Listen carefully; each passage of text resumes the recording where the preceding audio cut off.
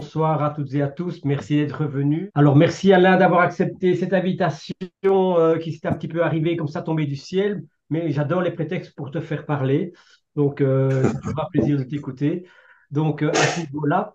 Et en même temps, bon, si on connaît quand même ta pratique en termes de, je dirais, PNL liée à la pédagogie sous toutes ses formes, c'est quand même intriguant ce projet que tu as mené sur la place publique là quelque part. Alors j'aimerais vraiment avoir ton écho. Comment ça s'est fait?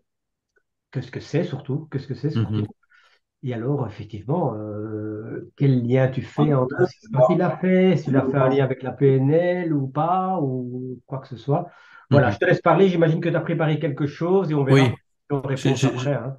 donc j'ai préparé un PowerPoint et aussi d'aller sur l'appli pour montrer un petit peu. Super, super, Par super. contre, Jean-Christophe n'a pas débranché son micro, je crois, et Je vais le il est en train de parler couper, avec je une vais le autre couper. personne. Jean-Christophe. Ouais, coupez vos micros. Rebranchez-le dès que vous avez une question, hein, voilà. Alors, je vais partager mon écran. Je pense que c'est en ordre. Je laisse rentrer les gens, hein, c'est OK pour toi, Oui, hein. oui, oui, oui, si OK, c'est merci. bien. Bien, est-ce que vous voyez le PowerPoint? Yes. Oui, ok, super, très bien. Donc tout va bien. Donc en fait, en fait, c'est une application qui s'appelle qui est accessible sur Internet, qui s'appelle lire.cool. Et en fait, l'objectif était d'aider les jeunes à améliorer leurs compétences en lecture en utilisant la pédagogie PNL. Donc ça c'est le projet. Alors, en fait, comment ça a démarré? Ben, tout d'abord, l'école a des attentes par rapport aux enfants. C'est-à-dire que on commence à parler d'apprentissage de la lecture à partir de 5 ans. Vraiment, on commence bien à s'en occuper. Et l'école attend que les enfants améliorent leur qualité de lecture, leur qualité de compréhension à la lecture, tout au travers de l'entièreté de leur scolarité, même à l'université. On attend des compétences supérieures à simplement l'adolescent. Donc vraiment, il y a une progression constante que le système scolaire attend du jeune. Et d'une certaine manière, avant 8 ans, on leur apprend à lire. Par contre, à partir de 8 ans, on leur demande de lire pour apprendre. Ça s'inverse. Et ça, c'est un changement majeur dans la scolarité, parce que ça veut dire que les enseignants ne seront plus, à partir de 8 ans, ne vont plus être disponibles pour aider un jeune à améliorer ses compétences de lecture. Il faut qu'il le fasse, quoi. Donc, on croise les doigts sur le fait que ça marche, mais on ne j'étais distrait par des petites sonneries qui n'arrêtent pas. Euh, c'est une application qui fait beaucoup de bruit. C'est... Pourquoi n'arrête pas de me dire que je partage mon écran? Merci beaucoup, je le sais. Voilà. Et donc, en fait,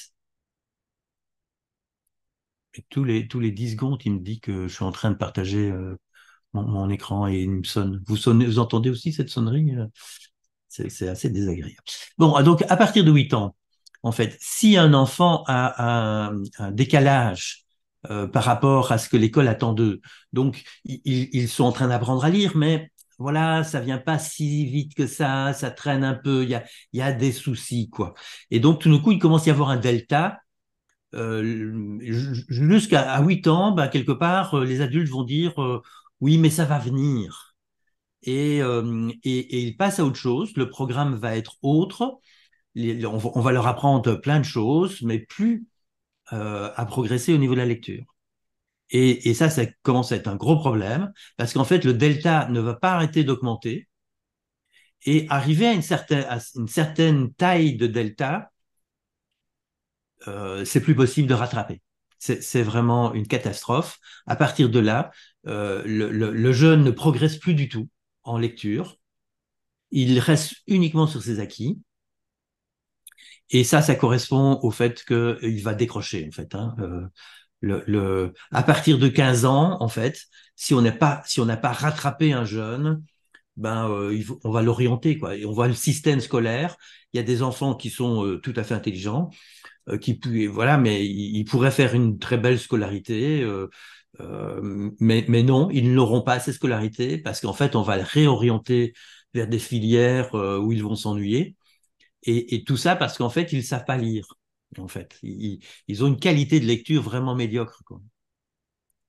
Et donc, en fait, ce que nous, on a voulu faire, c'est créer, puisqu'il n'y a plus d'adultes pour aider les jeunes à progresser, ben, c'est John qui voilà, était dans le domaine de l'e-learning et qui m'a dit, bah, écoute, on va faire une application informatique et c'est l'ordinateur qui va aider le jeune à progresser. Et alors bon, moi, vous savez, l'ordinateur, je suis encore friand de la qualité relationnelle, hein, évidemment. En PNL, on aime bien ça. Mais à toutes les objections que j'ai amenées, il me les a démontées en me disant, mais de toute façon, il n'y a pas d'adultes. Il n'y a pas moyen de récupérer ces enfants. C'est un problème de logistique, en fait. Et il faut combien d'heures pour accompagner des jeunes à rattraper leur retard? Et ces heures-là, c'est logistiquement impossible de mettre ça en place. L'État ne peut pas pallier à ça. Et les parents, eux, ils sont occupés à autre chose. Les parents sont occupés à faire les devoirs d'autres choses dans le programme, en fait. Voilà, les parents ne sont pas des professionnels pour rééduquer les problèmes de lecture, quoi. Et donc nous, ce qu'on a imaginé, c'est quel que soit l'âge donc notre objectif était entre 8 ans et 15 ans, il faut intervenir. On laisse les enseignants apprendre aux enfants à lire, mais si à partir de 8 ans, il y a un delta, alors vous allez me dire qu'il y a certains parents qui vont pas attendre 8 ans, hein. Quand ils vont voir à 7 ans qu'il y a un pépin, ils vont déjà vouloir intervenir plus vite. Bon, mais nous, en tout cas, à partir de 8 ans, si un enfant a des soucis, eh ben, il pourrait utiliser l'application pour revenir. On voit ici les flèches, hein, quel que soit le moment où il intervient, que ce soit à 8 ans, 10 ans ou 15 ans, peu importe, en fait, ça peut, on peut le ramener lui réapprendre les compétences de lecture, le ramener avec une qualité de lecture qui fait que tout d'un coup, il comprend ce qu'on lui donne, quoi. Combien de jeunes, adolescents, le prof dit de correction d'examen, il a même pas compris la question. Bah ouais, c'est ça le problème. Mais qu'est-ce qu'on fait pour lui apprendre à comprendre la question? Ah oui, mais il est trop grand. Ben oui, mais non, c'est possible. Juste, ça prendrait énormément d'heures de pratique, de travail pour l'amener à faire ça. Et personne n'est disponible et peut-être que les parents seraient prêts à le faire, mais les parents sont pas compétents pour le faire. Donc c'est fichu, quoi. Et donc c'est là cette idée de voilà. Alors on a imaginé, on est trois passionnés par l'apprentissage, hein. Moi je m'intéresse à la pédagogie PNL. Fanny de Mulder est linguiste et a fait aussi ma formation sur l'apprentissage, sur les stratégies PNL d'apprentissage. Et puis John Rizzo, c'est quelqu'un qui est passionné par l'apprentissage et qui, dans le temps, a eu une société de e-learning qu'il a vendue à des Américains. Et donc, du code informatique, il connaît. Ça nous a sauvés. Et, euh, et alors, on a introduit un projet, parce que John Rizzo connaît aussi bien, très bien la logique des projets au niveau de l'Europe. On a introduit une demande de subside auprès de l'Europe pour développer une application informatique qui pourrait aider les jeunes. Et on a obtenu cette subvention. Et donc le projet européen est en train de se terminer. Donc là, on vient de rendre le rapport final et on attend les derniers mois, dans les mois qui viennent là maintenant, on doit avoir la validation pour qu'ils considèrent que le projet est terminé. Alors, tout au départ, ça a démarré avec le fait qu'il a fallu faire une analyse pédagogique de c'est quoi la lecture en fait. Et en fait, il n'y a pas une stratégie de lecture. Vous pouvez pas modéliser une stratégie de lecture. Vous rencontrez des bons lecteurs, vous essayez de modéliser ça, ça marche pas en fait. Vous pourrez pas vraiment aider les jeunes avec ça. On est obligé, c'est un trop gros, c'est une méta-stratégie en fait la lecture. Il faut la saucissonner en plusieurs étapes et voilà, c'est ce qu'on a fait et je vais y venir juste après. Hein. Néanmoins, il a fallu faire aussi un travail sur les contenus parce qu'en fait, on a pensé au départ, en rentrant le projet à l'Europe, qu'on utiliserait des contenus qui sont déjà construits par des universités, par des voilà, il y a plein de gens qui ont travaillé sur la lecture, et donc on s'est dit, ben voilà, on va récupérer leurs travaux et on va les utiliser. Eh bien, en fait, non. On a été surpris de voir que les travaux étaient sûrement intéressants, mais on ne pouvait pas les prendre tels quels. Il a fallu croiser plusieurs travaux pour arriver à des choses cohérentes. Par exemple, pour donner le cas plus énorme, hein, c'est en première primaire, les enfants doivent apprendre à écrire le mot aujourd'hui, et en quatrième primaire, ils doivent apprendre le mot jour. Euh, vous changeriez pas l'ordre des fois il y a jour, aujourd'hui, et voilà, 4 ans de différence et inversé, quoi.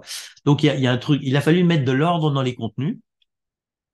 Ensuite, bon, il y a eu toute une analyse informatique pour savoir comment l'application devrait faire pour obliger les jeunes à traverser les bonnes stratégies.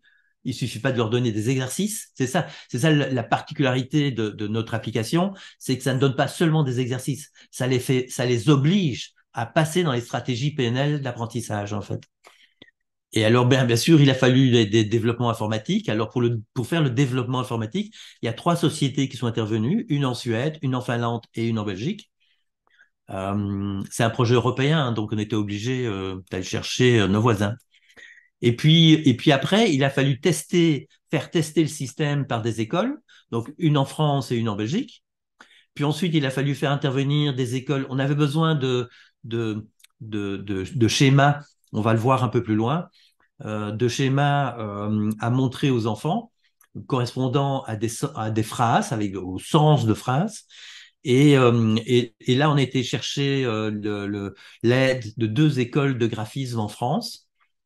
Et puis là, maintenant, on attend la dernière étape qui est de la validation par l'agence européenne. C'est en cours. Alors, c'est quoi les sous-compétences de la lecture? Donc, je vous parlais, hein. Qu'est-ce qu'il faut pour pouvoir lire? Bah, d'abord, le repérage graphique, c'est la lettre repérée. Alors, ça, c'est des choses qui s'apprennent très tôt dans l'enfance, hein.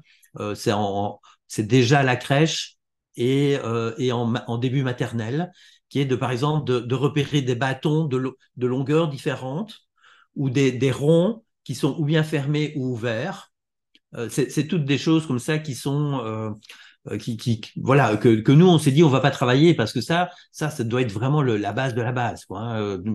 En général, tous les enfants arrivant à l'école primaire savent faire ça. La concordance graphème-phonème, bah ça, c'est reconnaître que voilà, j'ai 3 lettres d'affilée, ça se prononce comme ça, quoi. Et puis le troisième, c'est la mémoire lexicale. Donc donc on avait la lettre, on avait maintenant la syllabe, maintenant on a le mot. Mémoire lexicale, c'est que si je parviens à mettre beaucoup de mots dans mon lexique, quand je lis, je les reconnais très vite. J'ai pas besoin de les déchiffrer en fait. Si je dois toujours déchiffrer, ça me prend du temps. Et alors j'abandonne la lecture. Il faut que la lecture soit rapide. Pour ça, il faut que le lexique soit bien rempli. Oui, mais justement, c'est un problème, ça. Beaucoup d'enfants n'ont un lexique pas très rempli, et donc ils doivent toujours un peu décortiquer chaque mot à la lecture. C'est long, c'est fastidieux, et puis ils laissent tomber, quoi. La sémantique des phrases, c'est le fait que euh, on a fait tout un travail sur les structures de phrases. On s'est rendu compte que bah, d'abord en PNL, on se dit bah voilà, faut visualiser le tout, d'accord. Oui, mais il y a comme des astuces en fait. Et on a trouvé une trentaine d'astuces pour pouvoir s'attaquer à n'importe quelle phrase de la langue française. Donc ça veut dire que le français, enfin quand vous faites une phrase, ou vous lisez une phrase dans n'importe quel endroit, livre ou journal, ça n'utilise une trentaine de particularités dans la structure de cette phrase. Et donc, il suffit d'apprendre chaque particularité et ça prend moins de 5 minutes pour chacune, hein. Donc, vous imaginez, c'est un temps ridicule, en fait, qui permettrait à un enfant de pouvoir comprendre n'importe quelle structure de phrase. Vous imaginez le truc, c'est génial, quoi. C'est une véritable révolution pédagogique, en fait. Hein. On apprend à des enfants à comprendre des phrases à une vitesse épatante.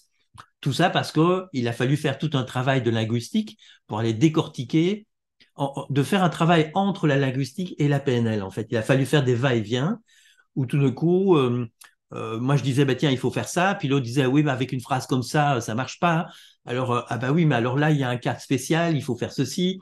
Et c'est vraiment des allers-retours entre linguistes et PNListes qui fait que tout d'un coup, on se dit, bon, donc on a fini, et combien on en a? Qu'une trentaine. Combien de temps il faut pour apprendre ça à un enfant? 5 minutes par point. Ben donc, alors, dans une scolarité, c'est vraiment faisable. Hein. Et puis, le dernier, inférence et lien, ben, c'est-à-dire il faut apprendre, ça c'est la taille du texte. Et sur le texte, il faut être capable des fois de faire des liens entre des choses que j'ai lues au début, des choses que j'ai lues après. Alors, en face de ça, bah, tout d'un coup, on se dit, mais qu'est-ce qu'on a en pédagogie PNL? Bah, les 4 stratégies PNL qui ont été modélisées pour l'apprentissage, ben, en fait, c'est vraiment chouette parce qu'elles correspondent à chacun des besoins, à chacun des sous-compétences à la lecture. Donc, la stratégie d'intégration visuel-auditive, elle est géniale pour intégrer les graphèmes-phonèmes. La stratégie de mémorisation, PNL, correspond vraiment à comment mettre des mots dans la mémoire lexicale. La stratégie de compréhension permet de s'attaquer à la compréhension des phrases. Et la stratégie de réflexion est tout indiquée pour venir faire des réflexions sur un texte global, quoi. Donc, on a 5 compétences nécessaires, mais une est tellement triviale que, voilà, on ne va pas travailler ça. Mais il y en a 4 qui achoppent à l'école. Et, coup de bol, on a 4 stratégies PNL qui sont vraiment juste en face, quoi. Vraiment, c'est pile poil, quoi. On se dit, mais voilà, en fait, les enseignants, ils ont besoin que des enfants développent des sous-compétences à la lecture. C'est indispensable. Sinon, à un moment donné, leur scolarité va s'arrêter. Et nous, on a les outils pour faire ça. Et c'est là le côté génial, c'est de se dire, ben en fait, on a l'outil et vous avez les contenus. Et si on mixe les deux, ben on pourrait faire quelque chose de vraiment extraordinaire. Et donc, c'est ce qu'on a fait. C'est qu'on a développé une application, lire.cool, où il y a 6 fonctions et les 4 stratégies, là, en vert, ben, on voit bien des flèches qui vont vers chacune des applications. Phono, ben, c'est pour développer la concordance graphème-phonème, mais ça oblige, ça ne laisse pas l'enfant faire comme il veut. Ça l'oblige à passer dans la stratégie d'intégration visuelle-auditive de la PNL. Ortho, ben, c'est finalement apprendre l'orthographe des mots, quoi. Mais apprendre l'orthographe des mots, ben, cette application oblige à passer par la stratégie de mémorisation PNL et qui va permettre de rentrer tous les mots dans la mémoire lexicale et ainsi de suite, quoi. Donc, on a les fonctions du logiciel correspondent aux stratégies PNL. Et donc je repris maintenant un peu les 6 fonctions. Hein. Ben, dans l'application Phono, on a intégré 2000 mots et ils sont étalés sur 23 niveaux. 23 niveaux de difficulté. Et donc, en fait, 23 niveaux, ça veut dire qu'il y en a tellement que chaque passage est lent, en fait. On passe pas il n'y a pas 5 niveaux avec voilà facile et puis déjà un peu difficile et très difficile. Non, non, non. Chaque niveau, c'est légèrement un peu plus loin. Et donc n'importe quel enfant peut faire ça en fait. N'importe quel enfant peut travailler là-dessus et passer de niveau en niveau. Alors ils sont contents parce que alors, ça dépend. Un enfant n'est pas l'autre, évidemment, et donc, évidemment, cette application s'adapte à l'enfant. Et donc, il y a des enfants qui se branchent dessus, et puis le système essaye de repérer, mais quel est son niveau? Et alors, ils disent, ah, je suis déjà au niveau 7. Ah ouais, super, félicitations, tu commences déjà au niveau 7. Ben voilà.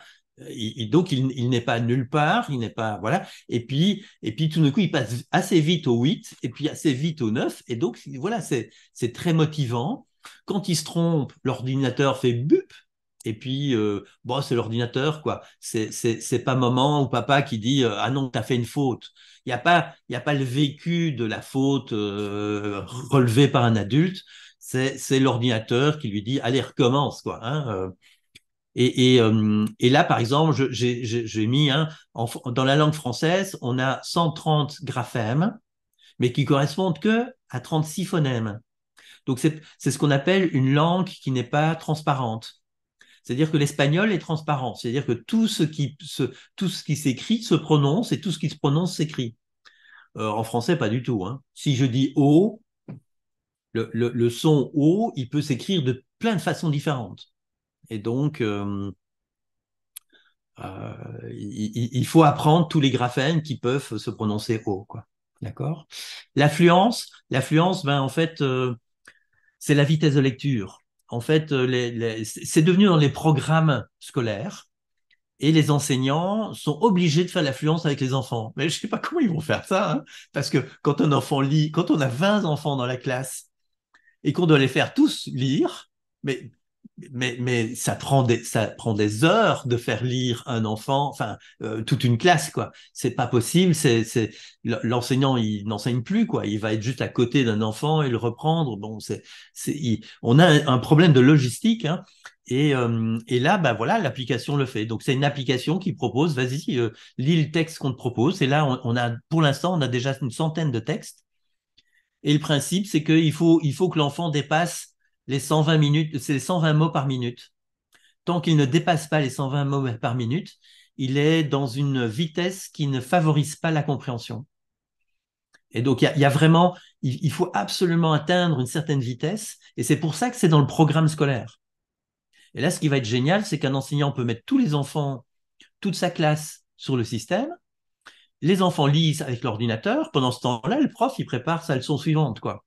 Alors que le programme, sans l'application, le programme dirait ah oui, mais tu dois prendre du temps avec chaque enfant. Mais prendre du temps avec chaque enfant, le faire lire. Si vous voulez faire lire un enfant, vous allez passer allez, 5 minutes à côté de chacun, fois 20, 100 minutes. Donc il faut déjà 2 heures rien que pour faire lire. Et les autres, ils font quoi pendant ce temps-là? Donc c'est vraiment pour les enseignants, cette directive ministérielle qui est tout à fait logique, puisqu'il faut atteindre cette vitesse qu'on appelle l'affluence. Hein. On est obligé de l'atteindre, donc le système scolaire l'exige de la part des enseignants, à part que les enseignants disent et comment on va faire ça? Ben, en tout cas, nous, on propose un moyen, un outil où voilà, l'enfant pourrait faire même ça à la maison et l'enseignant peut voir que ça a été fait. Il peut suivre sa classe, quoi. Et donc, voilà. Ortho, on a 1700 mots étalés en 33 niveaux. Rebelote, hein. Vraiment des mots. Les premiers mots sont faciles. Et les premiers niveaux, il y a quelques mots. Les premiers mots, il peut y avoir le premier niveau, il y a 20 mots, quoi, même pas, je crois. Et donc, il doit apprendre ces mots-là, il peut le faire en plusieurs fois, et quand il est prêt, il passe le test.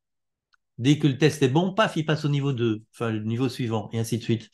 Mais c'est vrai que les derniers niveaux, il y a 90 mots, quoi. Et donc là, il y a plus de travail sur voilà, il y a vraiment cette notion de progression qui fait que l'enfant, voilà, ça correspond à son niveau et tout va bien.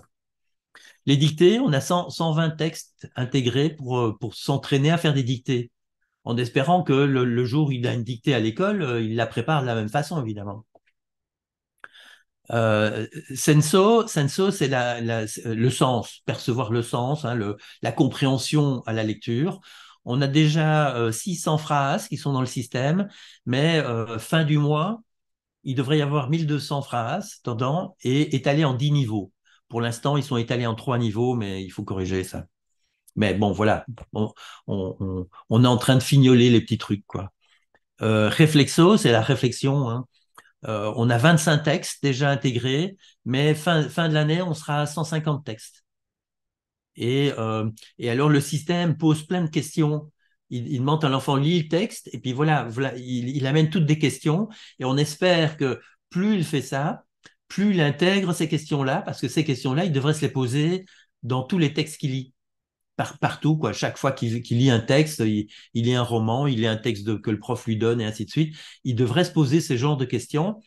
Et on espère qu'en le travaillant ici, ben, petit à petit, ça vienne et ces questions, il se les pose automatiquement. C'est des questions, si vous êtes un bon lecteur, c'est des questions que vous posez automatiquement vous-même, quoi.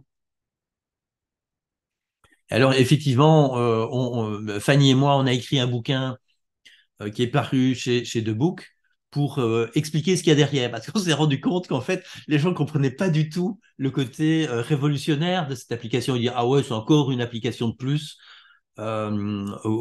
pour l'apprentissage. Et alors, on a décidé d'écrire un livre où on explique toute la finesse de ce qu'on a fait. Et on a des profs d'UNIF qui ont dit que ce livre devrait être lu par tous les profs de l'école normale et tous les profs qui s'occupent de lecture. Donc voilà, super feedback, même de gens du monde académique qui sont en général très opposés à la PNL. Et en fait, il y a eu un incident, c'était que normalement, les livres chez The Book doivent être relus par des lecteurs qui sont des spécialistes du sujet. Et le directeur de collection, qui est un ancien prof d'UNIF, a dit non, non, non, celui-là, c'est moi qui le lis. Sous-entendu, non, mais c'est quoi cette histoire sur la PNL? Attendez, c'est moi qui lis, c'est moi qui vérifie, quoi. Et il nous a donné un feedback super positif parce qu'en fait, ce qu'on a fait, c'est on a fait des liens entre la PNL et les neurosciences. Et on dit, ben voilà, les neurosciences disent qu'il faut faire ça. Ben, nous, on le fait. Et on montre comment on le fait. Et en fait, c'est un gros. En fait, je ne sais pas si vous savez, mais en sciences cognitives, dans les 5 dernières années, ils ont prouvé plein de choses intéressantes. Et c'est génial parce qu'ils sont en train de prouver dernièrement, là, que ce qu'on dit depuis 30 ans, on avait raison de le dire, quoi. Alors, ils nous critiquent depuis 30 ans, mais là, maintenant, ils sont en train de dire, bah voilà, il faut faire ça. Bah, nous, on dit ça depuis 30 ans. Voilà. Et donc, voilà. Alors, je vais quitter le PowerPoint et je vais aller plutôt sur l'application directement. Christian, on a jusque quelle heure? Minuit quart maximum. Ah oui, d'accord. Non, non, non. 1h30. 1h30, Ça veut dire 9h30. 9h30, c'est le maximum, sinon après tout le monde est fatigué. Oui, oui, oui, oui, tout à fait. Et puis il pleut dans certaines régions. Alors, Ah, oui, alors. Voilà, vous voyez l'application? ouais. Donc, en fait, quand vous allez euh, quand vous allez sur lire.cool, vous tombez sur une page qui explique un petit peu et il y a un lien qui s'appelle School BE pour Belgique. School c'est le nom de l'association de Fanny et John et BE Belgique. Puis voilà, c'est le lien qui vous amène à l'application proprement dite. Et donc, on arrive ici. Euh, il y a les 6 fonctions, hein. Et alors, il y a un petit nuage ici qui est barré. Ça veut dire que je ne suis pas connecté. Donc, tout ce que je vais faire ici, si je travaille comme ça, je serai un anonyme et il n'enregistrera pas mes données. Si je veux passer sur une autre machine, ça va, je recommence à zéro, quoi. C'est chaque fois oublié, quoi. Et donc, en fait, ce qu'on conseille, évidemment, c'est que les gens se connectent et donc se créent, enregistrement, là, se créent un compte et, et à partir de là, ils pourront très bien travailler à l'école dessus, ensuite revenir dans le bus sur leur smartphone et à la maison sur une tablette. Donc, ils peuvent ordinateur, smartphone et tablette, ça marche, quoi. Et alors, c'est largement conseillé de prendre Google Chrome parce que dès qu'on n'est pas dans Chrome, des fois, il y a des petites choses qui posent problème, quoi. D'accord? Bon, ben voilà, mais si vous faites autre chose et que ça marche, tant mieux aussi, hein. Euh, Je peux me permettre de poser une question? oui, oui, tout à fait. En fait, on part à partir de l'âge de 8 ans, mais en fait, en t'écoutant, si je comprends bien, ça peut concerner en fait toute personne, même un adolescent, en fait, il y a du retard. Ou... Oui, c'est ça. En fait, l'idée, c'est que si Si on a un adulte de 25 ans qui se dit moi je veux m'améliorer, il n'y a pas de problème. C'est tout à fait faisable en fait, hein. On pourrait très bien dire, ben voilà, on veut faire par exemple travailler avec des gens qui sont en réinsertion professionnelle, qui n'ont pas de formation. On leur demande de comprendre des trucs qu'on leur donne à lire. Et on voudrait qu'ils augmentent leur qualité de compréhension des textes qu'on leur donne, quoi, des directives de leur patron, des trucs comme ça qui seraient écrites. Et en fait, c'est faisable pour autant que on ait quelqu'un de vraiment motivé. Il faut vraiment l'idée, c'est qu'en fait, si on ne fait pas ça avant 15 ans, on va avoir des jeunes qui sont blessés en termes d'estime de soi et qui vont traîner ça pendant des années, de rater à l'école et ainsi de suite.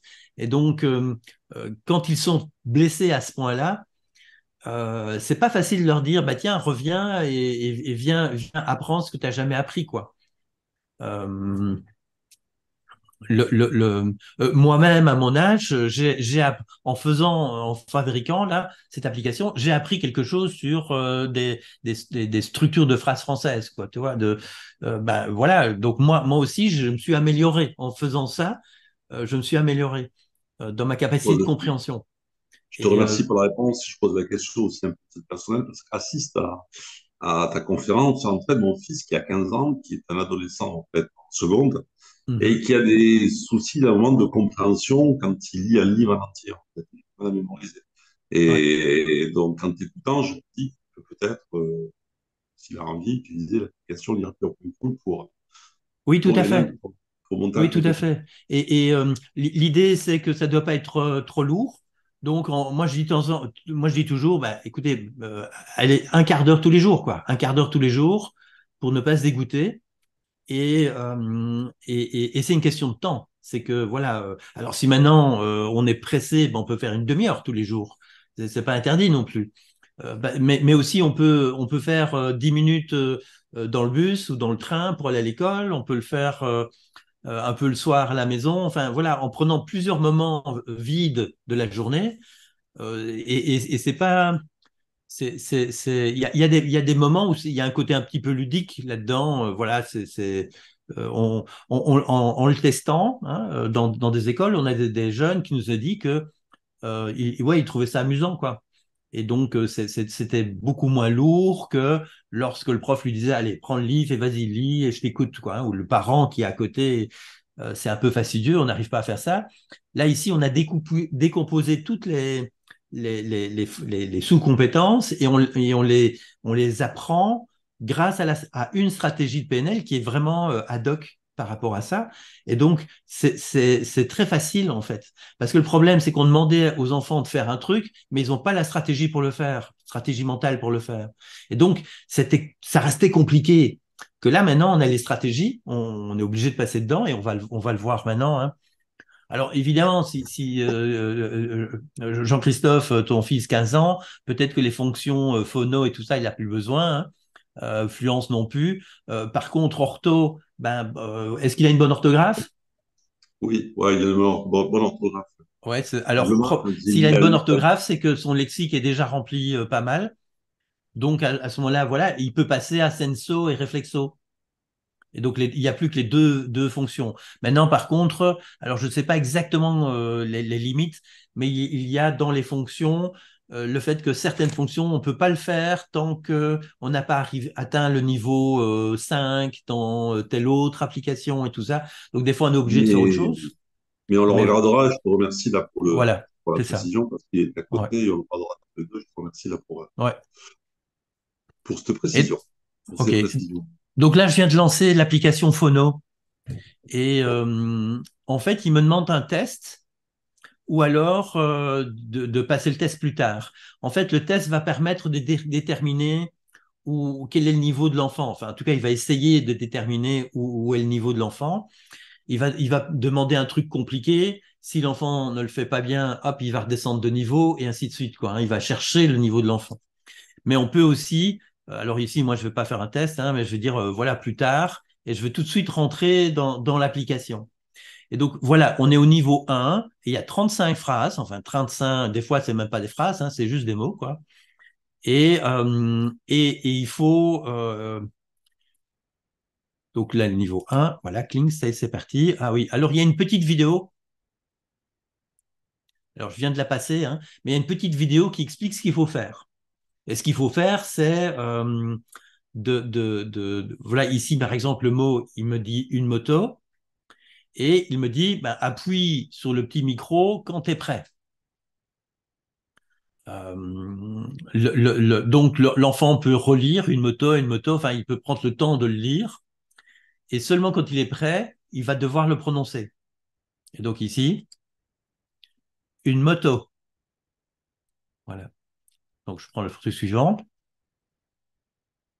La même tomate.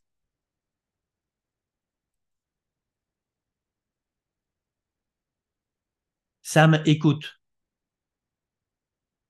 Écoute. Voilà. Et donc, voilà, pour vous donner un exemple, quand c'est bon, il dit oui, c'est bien, et donc il valorise, hein, et vous voyez que j'ai déjà deux points verts, hein, et, euh, et quand je me trompe, il fait boum, et puis voilà, il me dit que ça va pas, il m'explique, il me montre en rouge ce qui ne va pas, il me montre en vert ce qui était bon, et ainsi de suite, quoi. Donc, vous avez compris, hein, je vais revenir en arrière sur une autre application.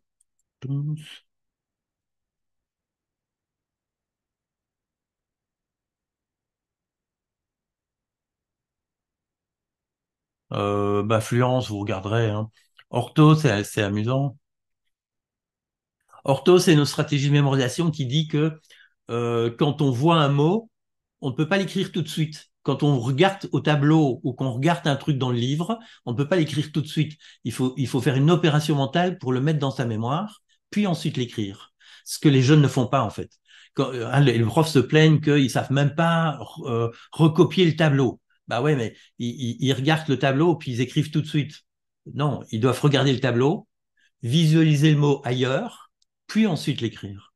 Et donc ici, on va un peu les obliger. Donc ici, voilà, on se trouve dans le niveau 1 et il y a 20 mots dans donc c'est du vocabulaire orthographique, hein. Et donc, alors on peut repasser un test, on peut s'entraîner. Ici, je lance l'application, niveau 1.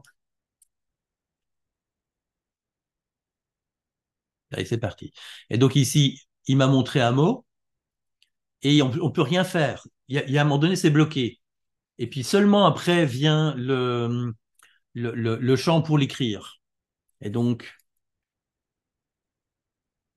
je l'écris, il me dit que c'est bon. Je prends le mot suivant. Et puis là, clac, il me dit, tu dois regarder en haut, visualiser le mot. Mais pendant ce temps-là, le clavier est débloqué. On peut taper sur le clavier, on ne peut pas l'écrire, quoi. Et si je fais,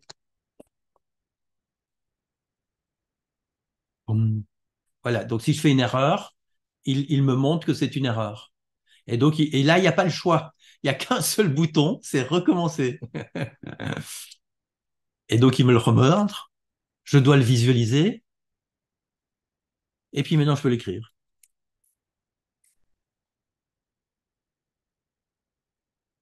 Et donc, évidemment, ce système repose sur le fait que le jeune est pigé, que la séquence, c'est pour l'aider.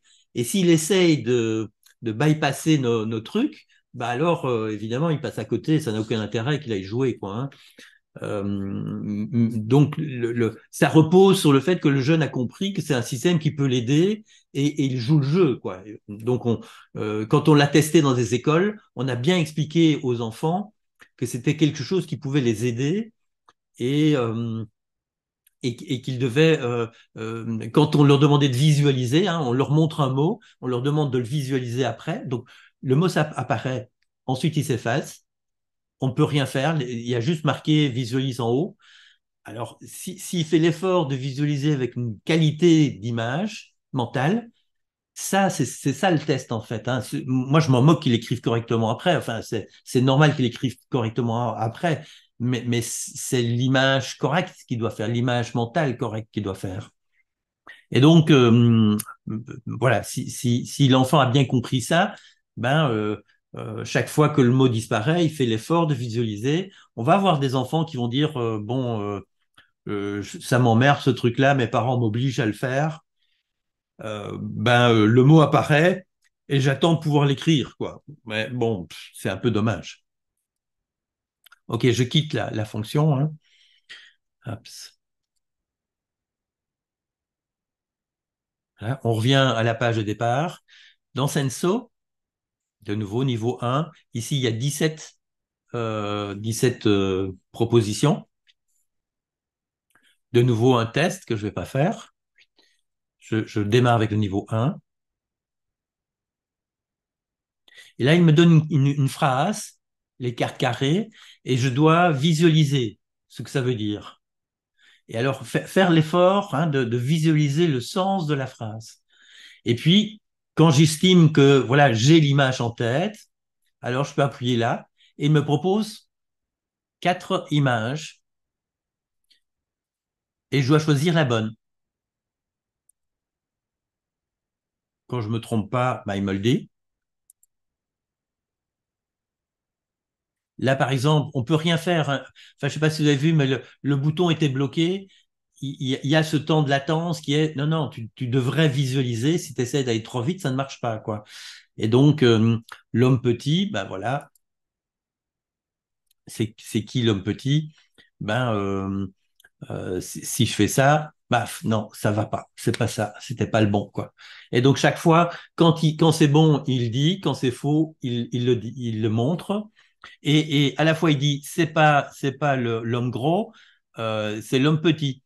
Et il montre la bonne réponse, quoi. D'accord?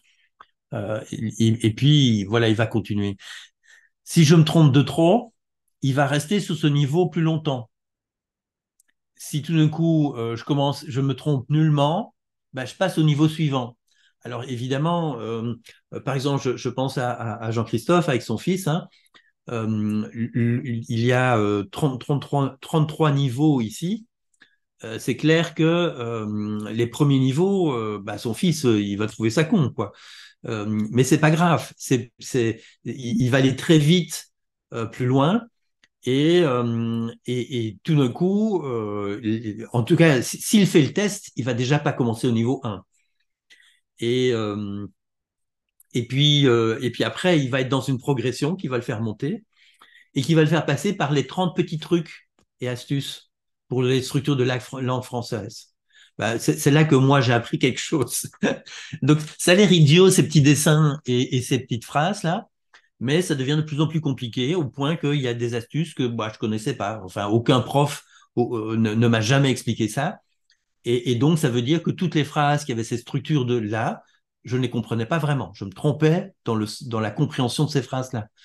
Donc voilà, ça peut être un moyen de tester, de s'améliorer en tout cas. Hein. Très bonne illustration, merci. Ouais. Mhm. Et alors, voilà. Réflexo, voilà, alors pour l'instant, sur le niveau 1, vous voyez, il y a 6 textes. Et pour l'instant, on n'a que 2 niveaux. Mais à la fin de l'année, on aura 10 niveaux et 150 textes. Donc, c'est en cours. Il y a des gens qui travaillent dessus et dès qu'ils ont terminé, ça va être mis sur le système. Et en tout cas, il y a moyen de commencer déjà là-dessus. Alors, si on prend un texte, voilà, on a un texte.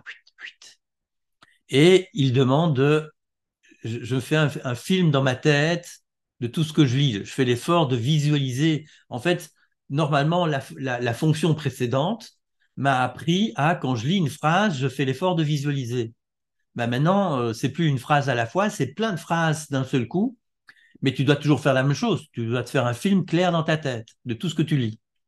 Et puis tout d'un coup, il va commencer à me poser plein de questions. Donc, je vais lui dire, OK, j'ai fait un film dans ma tête. Alors aussi, il a testé le temps de lecture, mais j'ai triché ici. Hein. Ah oui, c'est ça. Je l'ai pas lu le texte, je vous l'ai expliqué, j'ai dit voilà, c'est bon, je l'ai fait. Il me dit lecture trop rapide, vous n'avez pas accès aux questions. car il est peu probable que vous ayez pris le temps de lire le texte. Il a repéré que j'ai pas fait le job, quoi. Et donc, il me coince. Je suis obligé de revenir au menu. Donc, désolé. Euh, bon, je vais pas le faire parce que lire tout le texte, ça va prendre du temps et c'est un peu idiot. Mais donc, qu'est-ce qu'il pose comme question? Ben, en fait, toutes des questions qui est donc par exemple enfin, dans ce texte-là, par exemple, il demande, ça parle des gens différents, hein, le racisme et tout ça, le, qu'est-ce qu'on fait avec des gens qui viennent de pays étrangers et tout ça. Et il nous demande, ben, repère dans le texte toutes des expressions qui sont liées aux gens différents. Et donc, il faut aller chercher dans le texte toutes des expressions qui signifient la même chose. Ben, la première fois que je l'ai fait, ben, il a fallu que je réfléchisse, quoi. Ben, en fait, c'est ça, en fait. Ça fait réfléchir, en fait. Ça fait réfléchir. Et donc, ça, c'est un exemple d'une question. Une autre question, ce serait de dire, ben, tiens, tel personnage, à ton avis, qu'est-ce qu'il ressent? Qu'est-ce qu'il doit penser de tel truc? Ça pourrait dire, mais à ton avis, quelle est la suite du texte? Des fois, il n'affiche que la première phrase. Et il dit, à ton avis, c'est quoi la suite? Et donc, c'est pour entraîner l'anticipation, par exemple. Le fait de dire, en ayant lu quelque chose, je m'imagine la suite. Ça doit sûrement parler de ça. Et en fait, c'est une des qualités des bons lecteurs, c'est qu'ils se font une prévision, hein, ils prévoient, anticipation de ce qu'ils risquent de lire après. Et puis après, ils vérifient si c'est ça ou pas, quoi. Et donc, les questions sont des fois plus importantes que la réponse. Des fois, le jeune, il dit, bah, je sais pas, mais c'est pas grave. La question est plus importante parce il l'a pas trouvé la réponse, mais il a réfléchi à la question. Et c'est ça qui est plus important parce que ce qu'on espère, c'est que, bon, vous avez compris que se poser une question, c'est du dialogue interne. On espère que il intègre, à force que cette question revienne régulièrement et qu'il se la repasse dans son dialogue interne, on espère que tout d'un coup, il se la redise lui-même et que tout d'un coup, il pourra le faire de manière automatique, en fait,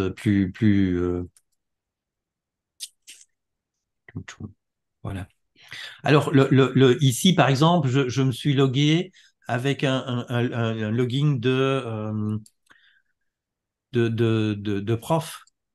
Et donc, je peux dire, ben voilà, j'ai ma classe, hein, vous enseignez à la classe, voilà, il y a une classe. Alors, je l'ai pas bien rempli. J'ai raté le truc, c'est malin, c'est con. Mais comme je n'ai pas de classe, j'ai mal nommé la classe.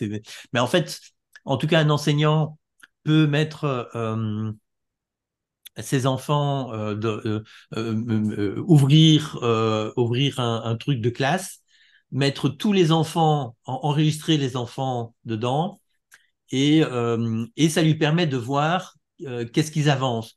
Mais c'est tout nouveau et ce n'est pas fini. Ça sera fini, ce truc-là sera fini d'être codé fin décembre, donc encore un mois et demi. Dans un mois et demi, ça fonctionnera complètement. Pour l'instant, je me suis perdu 2 fois. Tantôt, j'essayais. Euh, et je ne sais plus comment on fait pour atteindre euh, c'est pas ça pourtant. Bon, il faut que je demande à John de comment je peux avoir accès. Mais à mon avis, il va me dire que c'est en cours de développement en fait. Il m'avait promis que ce serait fait fin décembre. Il a déjà commencé, mais comme j'ai mal rempli mon truc, c'est un peu foireux. Mais voilà,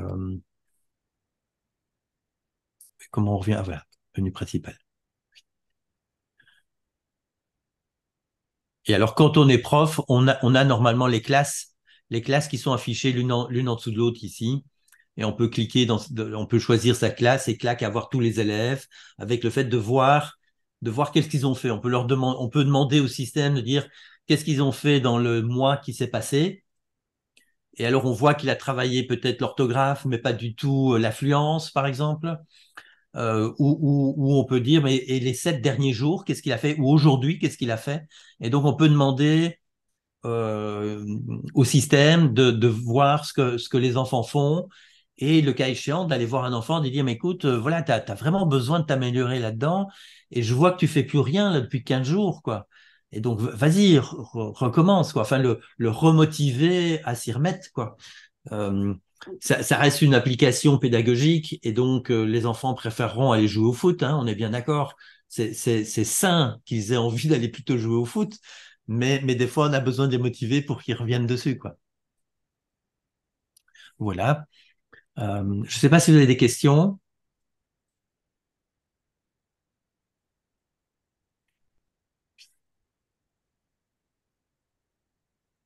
Si, certainement, hein, non? Il faut brancher le micro pour poser une question.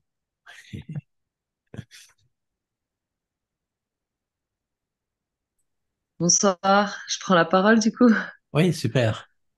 Ouais, vraiment, je suis impressionnée. Je voulais vraiment vous remercier pour le travail que vous avez fait. Je suis vraiment impressionnée par ouais, la qualité, la pertinence. Voilà, vraiment gratitude pour ça déjà. Je savais que ça allait être génial, mais à ce point, Merci. vraiment, je suis ouais, vraiment bravo à toutes les équipes qui ont travaillé sur ce projet, vraiment. Et ben moi, tout est. Non, j'ai pas vraiment de questions. En fait, la question principale, c'est moi, j'ai besoin de partager cette vidéo que je viens de voir à toutes les personnes que je connais qui sont enseignants, orthophonistes, parents qui veulent aider leurs enfants. Enfin, il faut juste partager au plus grand nombre. Et, alors, ma première question, c'est gratuit le. J'ai du mal à Ouais. comprendre comment en plus vous pouvez faire ça gratuitement. Là, je dirais, déjà, Oui. voilà, donc ok, donc vous Donc, confirmez c'est gratuit, c'est formidable, mais gratuit. je, C'est ouais, gratuit. C'est vraiment, voilà, c'est offert à la communauté. Euh, en fait, énormément de gens ont travaillé sur ceci, hein. Bon, au départ, ça a parti de 3 personnes, Waouh. et Non mais enfin, et ouais. les 3 personnes, en fait, on était vraiment très complémentaires. Ça, c'était vraiment. C'est en fait la particularité de cette application, c'est qu'il y avait un pédagogue, il y avait un linguiste et il y avait un informaticien. En général, il y a un informaticien ou un enseignant et un enseignant, ou alors un pédagogue et un informaticien, mais alors c'est les contenus qui ne vont pas. Et donc, il y avait chaque fois quelque chose. Et le fait qu'on soit à 3 fait que quelque part, il y avait chaque fois un qui disait, mais non, ça va pas ça. Et donc, on a chaque fois corrigé. Puis ensuite, ben, il y a eu des équipes informatiques, hein, il y a eu tous des gens qui ont fait des développements informatiques. Il y a eu, pour les graphismes, vous avez vu sur Senso, là, ben, en fait, il y a 2 classes complètes, donc 24 jeunes d'un côté, 24 jeunes de l'autre côté, dans 2 écoles, qui ont travaillé sur générer les dessins. Euh, on a 2 écoles qui ont testé le système et qui nous ont renvoyé plein de feedbacks. Bon, voir si c'était pratique ou s'il y avait des bugs ou des trucs comme ça. Et en fait, c'est effectivement gratuit parce qu'en fait, on a introduit une demande de subvention à l'Europe et on l'a obtenu. C'est vrai qu'on a rentré un dossier qui était vraiment très, très, très attirant. Et donc, on a eu la chance d'avoir l'agence. Donc, il existe dans le projet Erasmus+, il y a la possibilité, il y a des projets de développement, euh, de projets liés à l'apprentissage que l'Europe est prête à soutenir du moment que c'est des projets européens. Donc, c'est pour ça qu'il y a plein de partenaires étrangers. Et, euh, et avec le Covid, ben, ils ont dit, ils avaient lancé l'appel d'offres et c'était fini. Et puis, il y a eu le Covid. Et en fait, c'est au niveau européen, ils ont relancé le fait il faut aider les jeunes à pouvoir avoir des outils informatiques numériques rapidement. C'est la catastrophe. Comment on fait? Enfin, c'était un peu allez, il faut quelque chose, il faut quelque chose. Et donc, ils ont envoyé un appel d'offres en urgence en disant, ben voilà, vous avez 2 mois pour nous rentrer des projets liés au numérique. Et c'est un deuxième appel d'offres et bah, il n'y a personne qui était capable de faire remplir un dossier comme ça en 2 mois. À part que voilà, à 3 personnes, ça peut aller bien fonctionner. Et donc on a pu rentrer dans les dates. Un projet intéressant, il a été validé. Il paraît qu'il est passé comme une lettre à la poste. Et puis, alors, on a eu une grosse somme d'argent, hein, il faut le reconnaître. Et cette grosse somme d'argent, bah, elle a été utilisée par les informaticiens, parce que les informaticiens, eux, c'est pas gratuit. Hein, il faut pas rêver, quoi. Surtout que ce sont des sociétés informatiques. Et donc, voilà, en fait, ça faisait mal de voir l'argent qui partait comme ça à cette vitesse. Mais c'est juste normal, quoi. C'est juste normal, quoi. Et donc, c'est Et, un projet qui a duré et, 3 ans quand même. Hein. Ça fait 3 ans qu'on a travaillé dessus. Hein. et dis Alain, tu parles d'un projet européen. Pour une fois, on ne casse pas du sucre sur l'Europe. Ça fait, Ah ouais. ça fait parfois du bien à entendre. Ouais. Mais je voulais simplement te dire, bon, on connaît bien la particularité de l'Europe, c'est le multilinguisme. Alors, est-ce qu'il y a des perspectives pour de multilingues? Euh, Le- comment le- ça? Pas oui, du tout. donc on a dit dès le départ qu'on voulait que ça soit transposable dans une autre langue. Et donc, en fait, nous, on va pas le faire parce que, bah, d'abord parce que c'est 3 ans de travail et vraiment beaucoup d'épuisement. Hein. C'était vraiment c'était vraiment une quantité de travail incroyable, quoi. Et par contre, on est prêt à aider d'autres pays à le. Donc le code, il existe. On ne doit rien changer au code. Il y a juste le fait que bah, les phrases en allemand, il faut un linguiste allemand qui dise bah tiens vos phrases voilà en fait ça s'écrit comme ça en allemand. Enfin il faudrait voilà il faut que il y ait des gens d'autres pays qui viennent nous voir et qui disent voilà nous on vous donne tout on va vous aider on va vous expliquer mais il est évident qu'aucun des trois, on ne se permettrait de faire quelque chose utilisant. Enfin, il faut vraiment des linguistes pour remettre. Parce que les structures de phrases allemandes ne sont pas les structures de phrases françaises, quoi. Et donc, il y a des petites astuces que nous, on ne pourrait pas repérer, quoi. Et donc c'est prévu, mais c'est prévu que ça soit possible. C'est pas, on n'a pas de partenaire pédagogique allemand, anglais, voilà, euh, roumain qui voudrait qu'on le transposait, mais c'est faisable. On a d'emblée préparé que ça soit possible. Mhm. Et là, on a un petit souci, c'est qu'en fait, tout le système est sur un serveur européen qui est en Europe, mais néanmoins, ça appartient à Google. Et en fait, ça ne respecterait pas tout à fait le RGPD. Et donc, l'éducation nationale française émet des inquiétudes, des réserves très marquées, parce que ah non, mais si RGPD n'est pas respecté, c'est pas possible, on peut pas l'utiliser en classe. Et donc, on est en train de négocier avec eux. Heureusement, dans la bande, il y Service a, de serveur. il y a un, il y a David qui est le directeur de l'école française qui a testé le système, qui connaît un peu les rouages de l'éducation nationale française et qui nous a mis en relation avec des gens qui s'occupent, qui chapeautent le numérique en France. Et enfin, scolairement, hein, l'éducation nationale. Et donc, on est en train de pourparler pour que tout soit transféré sur un serveur français. Comme ça, ils seront contents. Et on préférerait même sur carrément un serveur de l'éducation nationale. Mais ça veut dire qu'ils doivent payer les informaticiens qui feront le transfert.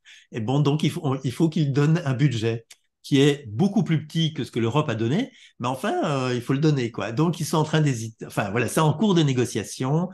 Euh, les Français, ils ont aussi développé un logiciel qui fait des choses proches, mais avec beaucoup plus de moyens financiers. Par contre, le nôtre est beaucoup mieux, clairement.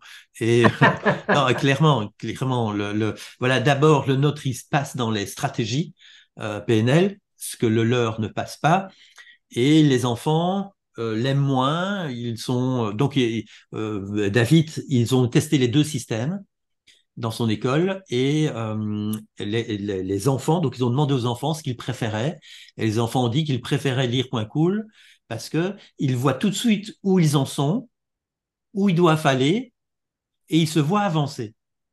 Et donc, ça maintient leur motivation. Et alors, il dit, oui, mais l'autre, il est beaucoup plus ludique. Mais finalement, ils s'en foutent du ludique. En fait, ils sont fiers de voir qu'ils avancent, en fait. Et donc, ils préfèrent travailler avec le nôtre qui est pas mal, mais qui est quand même un peu pédagogique, quoi, méthode scolaire, quoi. Enfin, et ben, ils préfèrent ça parce que ils sont fiers de se voir avancer plutôt que. Et quand ils font une erreur, le système leur montre tout de suite où est l'erreur. Vous savez, en PNL, on dit feedback immédiat. Ben, on l'a appliqué ici. Vous avez vu que chaque fois que je fais une erreur, clac, il me montre où j'ai fait une erreur. Et dans le logiciel français, l'autre logiciel français, quand ils ont fait une erreur, c'est pas indiqué où se trouve l'erreur et ils doivent refaire tout le niveau. Alors ça énerve les jeunes. Ils préfèrent le nôtre. Tu as parlé de RGPD et tu as parlé aussi Donc, d'enregistrement pour avoir la suite des informations.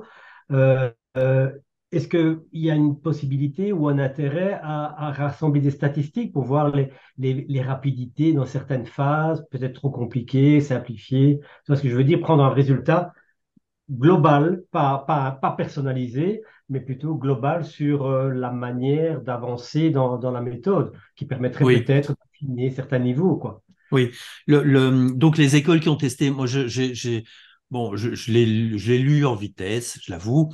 Euh, donc c'est l'école qui devait tester devait rendre un rapport et le rapport de David était de dire que il y a une progression vraiment significative des jeunes en quelques mois d'utiliser ça et donc c'est vraiment une observation de dire voilà en quelques mois les jeunes ils ont fait un bond voilà, tous les jeunes ont progressé et de manière significative. Il dit non, mais d'habitude, on n'a jamais ça.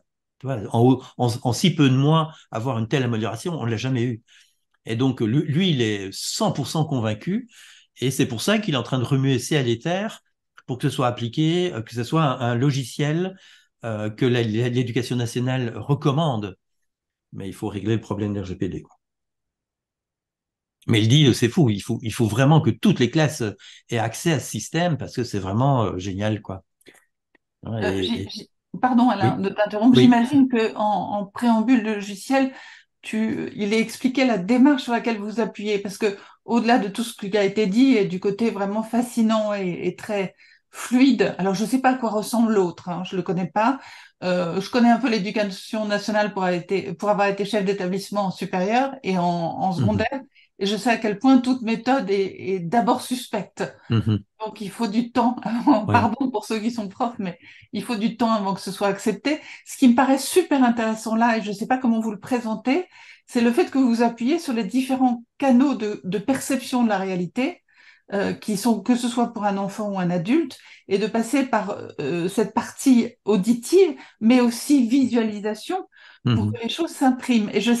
Pour moi, c'est ce qui fait la différence. Je ne connais pas l'autre logiciel, ouais. hein, mais Et c'est donc, super c'est tout à fait important. ça, hein. C'est le fait que euh, moi, ça fait 35 ans que je travaille, que je me passionne pour l'apprentissage, hein. Et comme je disais à Christian juste avant que vous n'arriviez, c'est que moi, je travaille une semaine par mois en entreprise pour assurer les finances de la maison. Et puis après, je peux m'amuser à ma passion, qui est l'apprentissage. Et donc, depuis 35 ans, je développe plein de choses, en fait. Et les premières années ont servi à s'intéresser. Les Américains en PNL avaient commencé à donc Robert Dills, Sid Jacobson. Voilà, il y avait. Euh, enfin voilà, je ne tombe plus sur les autres, mais il y en avait toute une petite série. Hein. Il n'y a pas beaucoup de gens qui se sont intéressés à la pédagogie, mais enfin quelques illustres quand même et qui ont écrit sur les stratégies d'apprentissage. Hein, Benler, il publie en 79, 79, c'est ça. Il publie la première modélisation d'une stratégie de mémorisation. Donc, il écrit dans un bouquin il modélise une dame et il les publie. Ah oui, donc l'étape 1, c'est visuel remémoré, suivi d'un contrôle kinesthésique. Ok, très bien, clax. Voilà, on l'a, c'est écrit. Maintenant, c'est écrit, oui, mais bon, est-ce que c'est vraiment vrai? Bah, alors, on l'a testé, retesté des milliers de fois. Et donc, on arrive à des résultats incroyables. Et donc, en 35 ans, moi, j'ai développé plein de choses. Ici, je vous parle du dernier projet, mais tous les ans, il y a un projet de développement quelque chose. Et, par exemple, il y a une école primaire qui utilise mes techniques à toutes les heures de cours. Il récupérait les enfants qui se faisaient jeter des autres écoles de la ville. Et dans leur école, ces enfants réussissaient. Et systématiquement, 100% des enfants réussissent chez eux. Et ils font par exemple des dictées. Eh bien, ils disent aux enfants, ah non, mais ici, tu peux pas préparer ta dictée comme tu veux. Ici, tout le monde la prépare comme nous on te dit. On va te montrer. Bon, alors, comme on l'explique ça, le premier jour où le gamin arrive, bah, il la ferme. Et il dit, d'accord. Mais comme il va se faire son premier 10 sur 10, bah, alors c'est parti, quoi. Et donc, en fait, ils ont une école où tous les semaines, les enfants font des dictées. Et tous les semaines, tous les enfants de l'école, vous entendez bien, tous les enfants de l'école réussissent leur dictée. Mais aucune école du pays n'arrive à faire ça avec les meilleurs élèves. Eux, ils font ça avec les pires élèves de la ville. Donc, voilà le genre de choses on a fait, qu'on a réalisé. Et donc, on a une super technique qui permet effectivement la stratégie de mémorisation en PNL, elle est géniale. Celle de compréhension, elle est géniale, et ainsi de suite. Et il y a eu tout un moment où il était question de développer les stratégies, de repérer. Robert Dills avait parlé de deux stratégies, hein, celle de compréhension et celle Donc Bendler avait parlé de mémorisation. Puis tu as eu Dills après qui est venu parler de compréhension et de mémorisation. Et quelque part, on voit bien qu'en Allemagne, par exemple, ils sont restés sur ce niveau-là. Ils n'ont pas été plus loin. Il y a voilà, Marie-Jeanne Bronwell a travaillé sur une troisième stratégie qui est la stratégie d'intégration visuelle auditive, qui est réutilisée ici. Elle sert en prononciation pour l'anglais, par exemple. Elle permet à des adolescents de corriger leur accent. Des fois, il y a des Français qui parlent anglais avec un accent à la française. Ça se corrige, en fait. Si vous apprenez le vocabulaire d'anglais avec du dialogue interne, votre accent, il sera dégueulasse. Et si vous utilisez la stratégie d'intégration visuelle à la mode PNL, eh bien, votre accent va s'améliorer. Et c'est quoi la différence? En fait, cette stratégie dit n'utilisez pas le dialogue interne, utilisez l'auditif remémoré. Et ça fait toute la différence, en fait. Mais c'est con comme la lune, hein. C'est vraiment con comme la lune. Ça ne prend pas plus de temps à l'enseignant. C'est juste, il faut le savoir, c'est tout. Mais il n'y a jamais personne qui l'a expliqué aux enseignants, donc ils ne savent pas. Donc, les profs de langue, quand ils enseignent, donc quand ils viennent à ma formation, j'explique que quand ils donnent des mots aux jeunes, ils demandent aux jeunes de le reprononcer directement. Mais en fait, il n'y a pas la possibilité alors, il n'y a pas la possibilité matérielle, enfin en termes de temps, d'avoir le temps de faire l'auditif remémoré. Donc, il faut que le prof prononce le mot, blabla, silence, et puis le jeune doit reprononcer. Et dans le silence, le jeune doit réentendre ce que le prof avait prononcé, mais pas du dialogue interne. Et donc, il faut lui apprendre. C'est quoi la différence entre faire du dialogue interne et faire de l'auditif remémoré? Ça aussi, quelque part, on n'a peut-être pas appris dans un praticien, mais on n'en a pas besoin dans un praticien. Mais dans ma formation sur l'apprentissage, on en a absolument besoin. Donc, à un moment donné, j'explique cette particularité attention, il faut apprendre aux enfants, aux adolescents, pour les langues, quelle différence à utiliser le dialogue interne ou l'auditif remémoré. Et donc, on leur apprend à utiliser leur pensée, les bonnes opérations mentales dans le bon ordre. Hein, on a repéré donc en modélisant les élèves brillants, on a repéré que dans une seule heure de cours, ils font toutes les opérations mentales, en fait. Donc déjà, quand on a entendu des gens qui disent « oui, mais lui, il est plus auditif, l'autre, il est plus visuel », non, mais laissez tomber. Un élève brillant, il n'est pas visuel ou auditif. Il fait toutes les opérations. Elles seront toutes faites. Juste pas dans n'importe quel ordre. Et donc, il va d'abord faire les opérations qui lui permettent de comprendre. Quand il a compris, juste après, il fait immédiatement les opérations pour mémoriser. C'est pas idiot. Parce que combien de fois les profs, ils ont expliqué un truc, les jeunes ont bien compris, juste la fois suivante, ils ont oublié. Bah, forcément, ils ont jamais mémorisé. Donc le prof doit réexpliquer. Alors le nombre de fois que le prof doit réexpliquer plusieurs fois la même chose, c'est juste parce que on n'a pas fait de mémorisation après la compréhension. Et donc il y a tout un travail comme ça qu'on a fait sur 35 ans, qui fait que maintenant, on connaît un peu toutes les astuces, tous les trucs, tous les aspects qu'il faut pointer chez le jeune pour dire, attends, fais attention là, et là que tu dois faire ceci, et on lui apprend, et tout d'un coup, il dit, mais pourquoi on m'a pas appris ça, quoi? C'est juste ça, il suffisait de juste changer ça. Ben oui, c'est juste ça. Pourquoi on me l'a pas dit plus tôt? Ben, parce que tes profs ne connaissaient pas. Et donc, c'est là que c'est vraiment dommage. Tous les ans, moi, je donne une formation. Je donne une formation de 16 jours que sur la pédagogie. Je donne pas de praticien. Je suis enseignant PNL. Et pourtant, je donne pas de prat et de maître prat.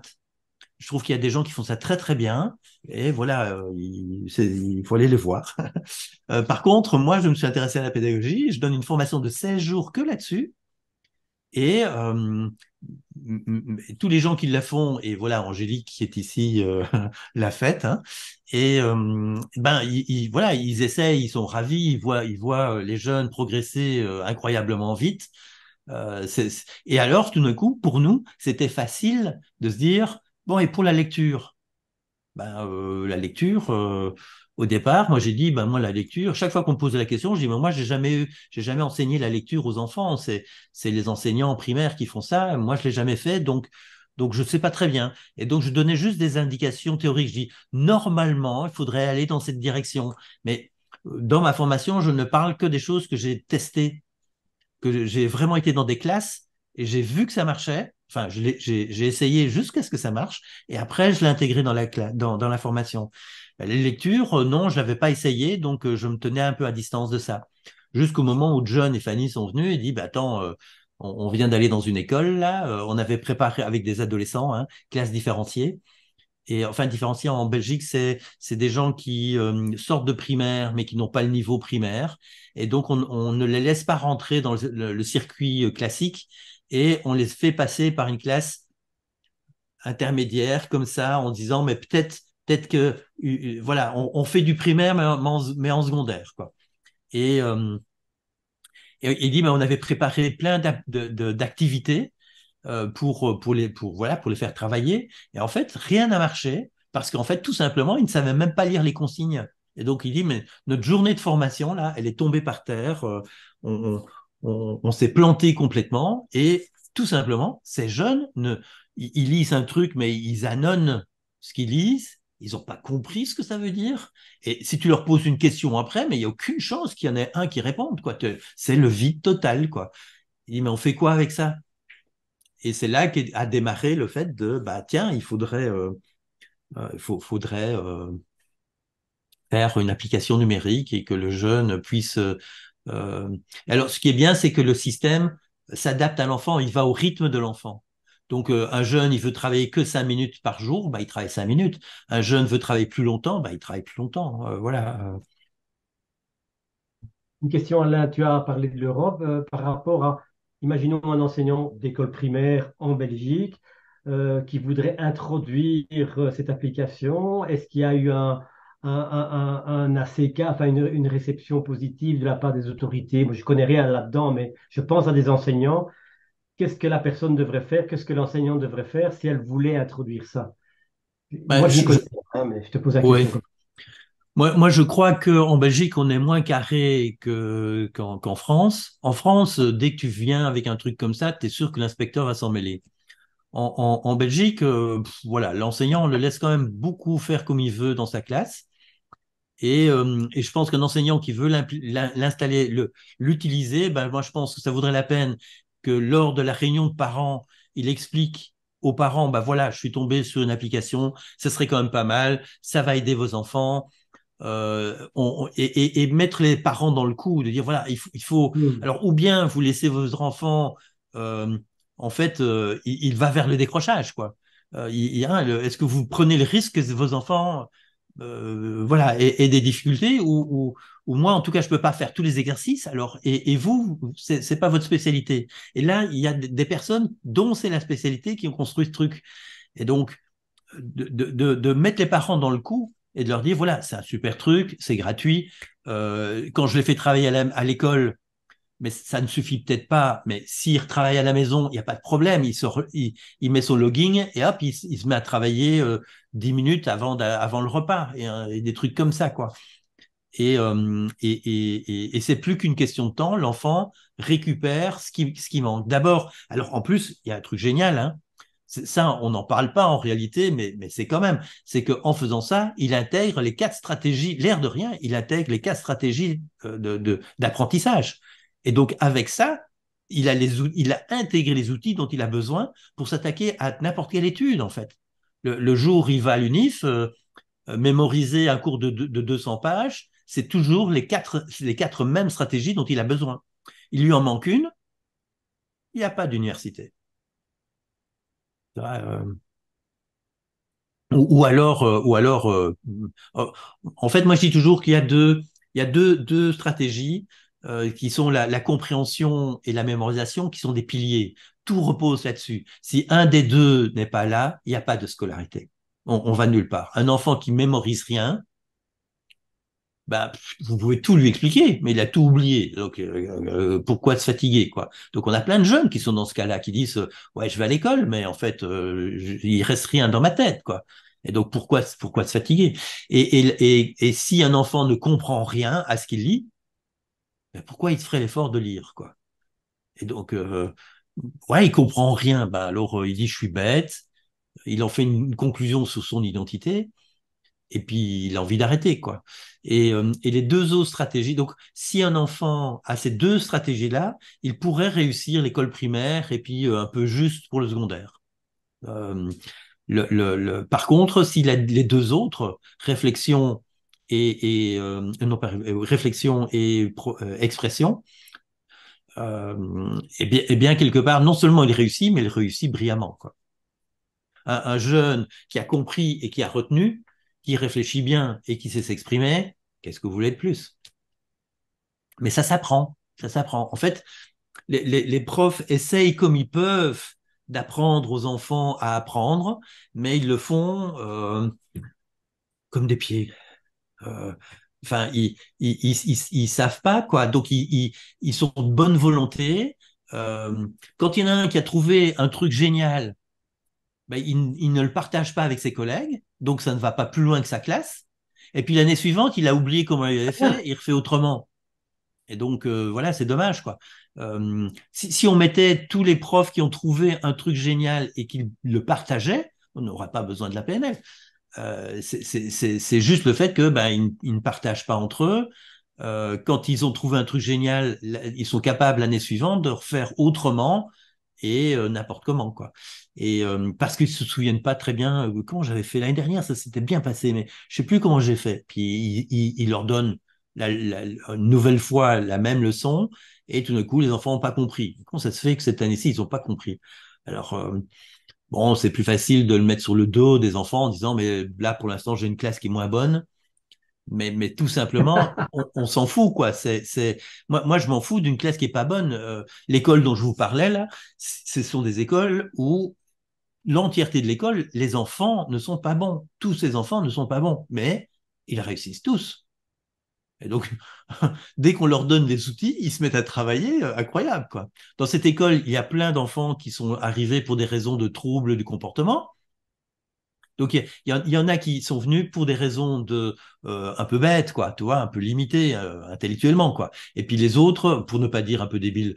Et puis les autres, ben oui, mais problème de comportement, donc il n'apprend rien, il fout le bordel dans la classe, il se fait éjecter des autres écoles, il débarque dans cette école. Et donc, moi, je me souviens d'être une fois arrivé et je disais, ben voilà, la directrice disait, ben normalement, on a la moitié des enfants de l'école qui ont été catégorisés comme caractériels, quoi, un trouble du comportement. Ben, vous imaginez, la moitié des classes remplies par des enfants caractériels, trouble du comportement. Ça doit s'agiter, hein. Alors, moi, ce jour, je faisais visiter cette école à une dizaine d'enseignants. Et je leur disais, bah, écoutez, la tâche pour la journée, c'est vous devez me trouver un caractériel. Vous avez un jour, une journée scolaire, pour me trouver un caractériel. La moitié des enfants ont été étiquetés comme ça, mais je vous en demande d'en trouver qu'un seul. Bah, à la fin de la journée, aucun n'était capable d'en avoir trouvé un. C'est des enfants à qui l'instit disait, bon, allez, je dois quitter la classe, je dois aller à côté, allez, mettez-vous à travailler. Hop, et hop, elle sort de la classe. Tu te dis, bah, ça va être le bordel. Bah non, les enfants sortent le cahier, ils se mettent à travailler. Bah, pourquoi ils font ça? Bah, pas simplement parce qu'ils ont appris que dans cette école-là, ils réussissent. Ils réussissent parce que on leur a appris à comment réussir. Et donc, voilà, si un enfant peut avoir un 10 sur 10 à une dictée, pourquoi il ferait autrement? Et si on lui demande de préparer, il veut bien. Et de toute façon, ça lui prend toujours moins de temps que ce que ça lui prenait avant pour avoir un zéro. Euh, En fait, ce que tu proposes, moi, ce que je trouve intéressant là, vraiment fascinant, c'est une stratégie de réussite qui va à tout le monde, qui fonctionne et qui, une fois qu'elle devient automatique, ne demande plus de réflexion préalable ou Voilà, d'appréhension. tout à fait, tout à fait. Tout à fait. C'est ça qu'on essaye de faire. C'est qu'en fait, voilà, on leur apprend stratégie de compréhension, stratégie de mémorisation, de réflexion, de prononciation et tout ça. Et quand ils ont les outils, donc c'est vraiment la démarche de la pédagogie PNL. C'est un, on leur apprend les stratégies qu'ils ont besoin. Ils doivent intégrer les stratégies qu'ils ont besoin. Il y en a quatre qui sont nécessaires. Il ne faut pas se fatiguer. En pédagogie, on dit chacun un peu à sa manière d'apprendre. Ah ouais, et c'est une bonne idée sans doute. Vous prenez 50 élèves excellents pour mémoriser, ils font tous les deux mêmes opérations Mm. et dans le même ordre. Bah, si tous les élèves brillants, tu sais, c'est un peu basé, la PNL est basée sur les best practices, hein. On va chercher les élèves brillants, enfin les gens brillants, on les modélise comment ils font et on l'apprend aux autres. Bah, on a repéré que à l'école, il y a 4 stratégies que les élèves brillants, que tous les élèves brillants utilisent. Peut-être qu'il faudrait l'apprendre aux autres. En tout cas, c'est ce que nous on a essayé. On leur apprend les stratégies. Alors qu'il faut d'abord installer la stratégie, c'est-à-dire il faut qu'ils comprennent ce qu'il y a à faire, parce que bien souvent, il fait pas ça dans sa tête, évidemment. Il fait autre chose. Donc, il faut lui apprendre. Alors, tout d'un coup, il dit, ah ouais, d'accord. Il y a un moment donné, il a pigé. Ah oui, c'est comme ça que je dois faire. Donc, quand il a pigé, donc c'est pour nous, c'est installer la stratégie, comme on fait pour installer la stratégie en PNL. Hein. Et puis, alors après, il faut un peu s'entraîner parce qu'il faut en faire un peu, en faire quelques exercices pour qu'il rentre dedans, c'est bien, mais c'est pas automatique. Donc, on lui va lui donner quelques exercices pour que ça devienne un peu plus automatique. Et puis, à un moment donné, on va dire, quand il a intégré les 4 stratégies, alors on va lui apprendre à les combiner pour les différents cours. Parce qu'il y a une particularité, c'est que dans les tâches scolaires, il y a 2 types de tâches scolaires. Il y a les tâches scolaires qui ne nécessitent qu'une seule stratégie. C'est bien sûr ces tâches-là qu'on va utiliser pour installer cette stratégie. Puis, en fait, on ne sait pas installer plusieurs stratégies en même temps. Elles se télescopent et ça devient une soupe. Quand on installe une stratégie, il faut faire que celle-là. Mais donc, il faut n'utiliser que des tâches scolaires qui n'utilisent que cette stratégie-là, rien d'autre. Et donc, c'est des tâches scolaires, c'est toujours intéressant, mais il y a des gens qui les critiquent, mais elles sont tellement géniales pour installer la stratégie que, bien sûr, nous, on les adore. Et puis, quand les 4 stratégies sont installées avec chaque fois un contenu particulier scolaire, alors on va oser s'attaquer à des matières plus complexes, comme par exemple les mathématiques. Les mathématiques, il faut comprendre la formule, il faut la mémoriser, il faut réfléchir pour l'appliquer. Et puis, à un moment donné, il faut l'écrire correctement, les symboles et tout ça, pour que le prof, il faut s'exprimer dans le langage matheux pour que le prof puisse comprendre qu'on a bien la bonne réponse. Enfin, d'où vient la bonne réponse. Et idem dans tous les cours. Hein, j'ai 10 mots de vocabulaire d'anglais. Ben, il faut que je me souvienne qu'est-ce que ça veut dire le mot, comment il s'écrit, comment il se prononce, comment on le met à l'intérieur d'une phrase, parce que des fois les mots ils changent de place dans les phrases. Et donc voilà, il y a toutes des il y a des tâches scolaires qui nécessitent de combiner toutes les stratégies. Ouais, mais ça, c'est après ça. Donc, on fait vraiment deux étapes. Une étape où on installe les stratégies, et quand elles sont installées, alors on passe à une deuxième phase où on leur apprend à l'utiliser dans tous les cours, que ce soit les mathématiques, les langues, les cours à contenu, histoire, géo, tout ça, économie, tout y passe, quoi. Et on a des gens, et à tous les niveaux, hein. Moi, j'ai été dans des classes maternelles, dans des classes primaires, dans des classes secondaires, dans des classes supérieures, quoi. J'ai accompagné plein d'universitaires qui disaient, voilà, bon, mes parents m'ont conseillé de venir vous voir, mais en fait, non, je vais laisser tomber. En fait, ils n'ont pas compris, mais voilà, je suis pas fait pour les études. Faut que j'arrête ça, quoi. Il y a rien qui rentre, quoi. Et puis quelques mois plus tard, bah voilà, tout d'un coup, il réussit ses examens. Euh, Bah ouais, c'est faisable en fait, ça existe. C'est pas nouveau, hein. Ça fait 35 ans que les stratégies, voilà, on travaille dessus. Et on est très loin, en fait. On a vraiment un degré de précision incroyable, quoi, qui nous permet d'ailleurs à un jeune de dire, OK, tu fais ça, puis tu fais ça, puis tu fais ça. Et on le guide avec tellement de précision que bah, il le fait, tout simplement, quoi. Et quand il l'a fait, bah, il a le résultat. Je vais faire une analogie étrange peut-être, mais ça me rappelle la première fois qu'on monte dans une voiture et que tu te dis, je ne me souviendrai jamais de tout ce qu'il y a à faire. Voilà, bah, c'est ça, c'est tout à fait ça, quoi. Plein d'enfants arrivent à l'école, ils disent, oh, j'y arriverai jamais, quoi. Et puis ils voient bien que des fois à côté, il y a des enfants qui s'en sortent bien. Alors tant mieux pour eux, mais qu'est-ce qu'on fait des autres? Ça, c'est sûr. En tout cas, ce que je trouve passionnant, c'est d'écouter quelqu'un de passionné. Et tout, tout ce que tu racontes, tu le vois, que tu le vis tellement, et c'est, comme tu disais, c'est un projet de vie, quoi. Oui, tout à fait. Cette Ouais. histoire-là, et ça se sent bien. Et à moins qu'il y ait une question urgente, pressante à laquelle répondre, parce qu'on est quand même au bout Du timing, ouais. du temps, du timing imparti. Euh, En fait, quand on a parlé de faire cette session aujourd'hui, tu avais proposé le produit comme ça. Pour moi, c'était sec parce que je ne le connais pas, c'est pas Mhm. mon domaine. Bon Dieu, que je suis content qu'on est arrivé à avoir cette rencontre Mhm. de ce soir pour avoir un peu d'éclairage, même si ce n'est pas mon domaine. Je trouve que Ouais. c'est fabuleux de Et découvrir ce que tu fais avec ta connaissance et comme ça peut rendre service, effectivement, Mhm. vraiment. Euh, Oui, et moi maintenant, je suis déjà en train de penser au projet suivant, hein. Et donc, et donc voilà. Mais je me dis, mais ce produit est génial, il est gratuit. euh, Tous les parents qui vont l'utiliser et les enseignants qui vont l'utiliser vont être ravis. Les enfants, il y a plein de Absolument. choses qui vont devenir plus faciles pour eux.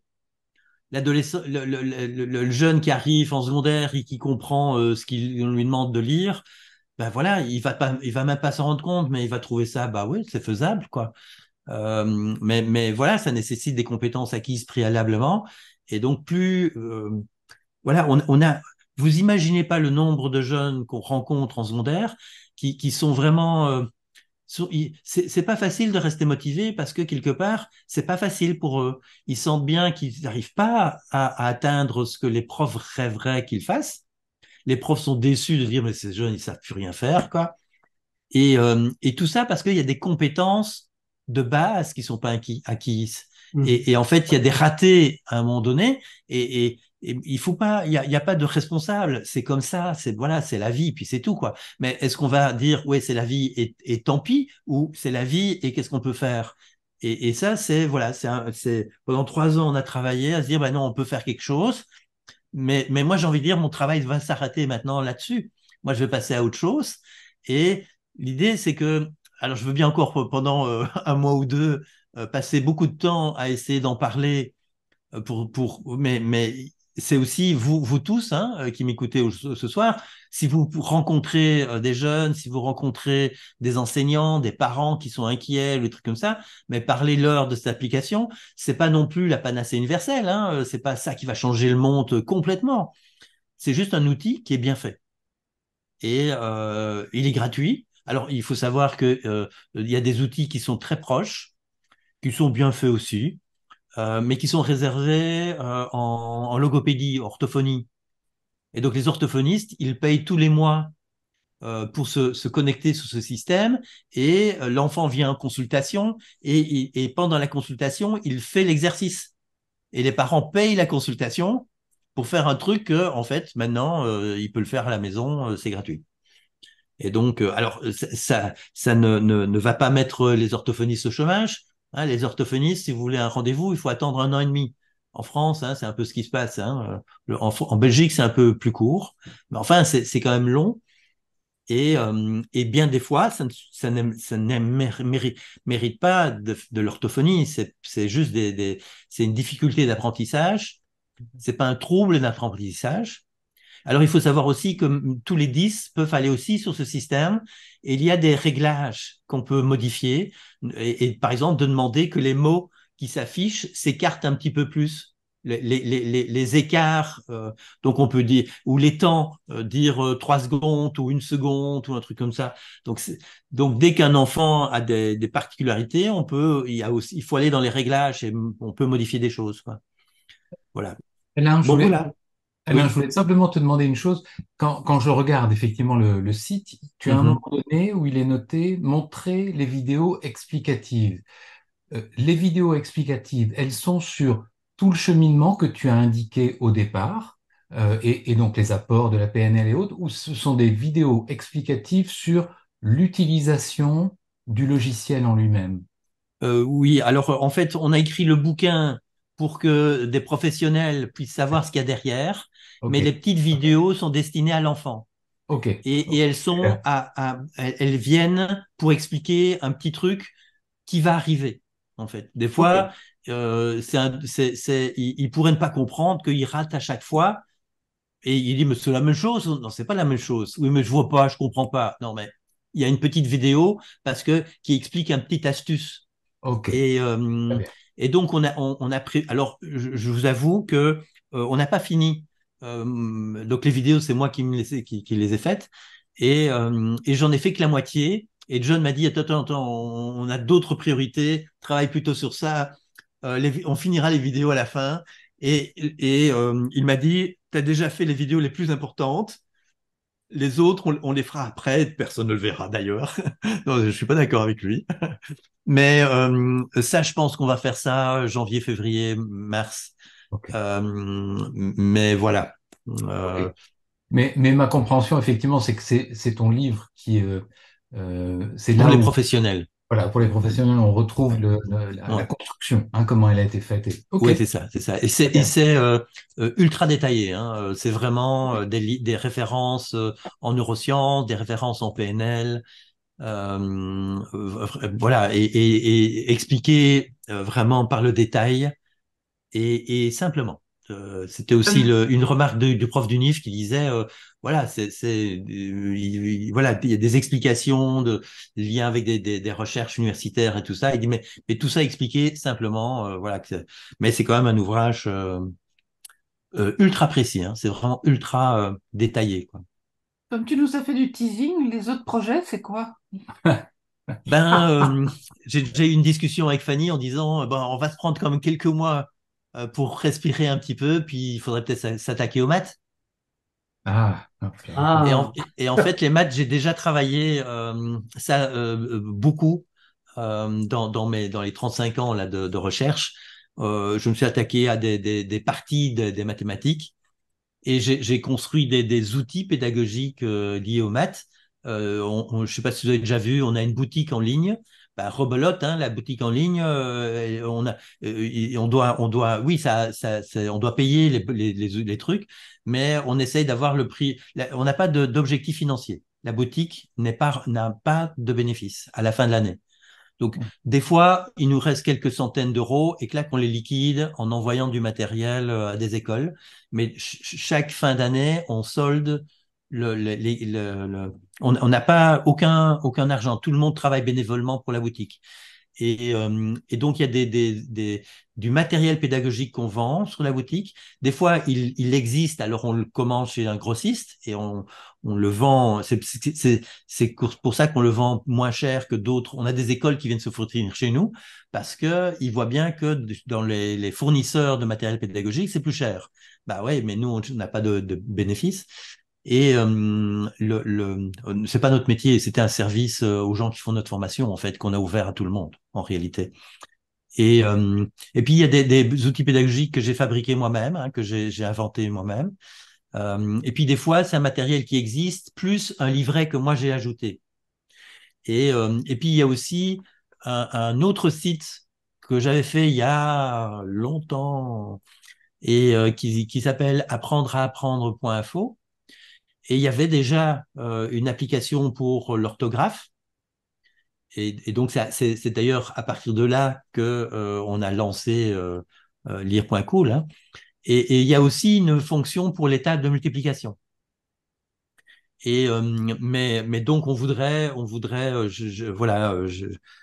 aller plus loin là-dedans, passer à un autre niveau, quoi. Et mais c'est colossal de nouveau comme travail. Et ouais, ouais, les maths, c'est aussi un gros paquet. Et en réalité, hein, bon, ça va peut-être vous étonner, hein, mais les maths, c'est tellement facile que tous les enfants devraient réussir jusque fin secondaire. C'est quand les enfants ratent en maths à l'école, c'est parce que on leur a pas bien montré les trucs. Hein. Moi, je vais dans une classe, je montre une notion mathématique, ça me prend 1 heure et puis je ressors et ils savent le faire.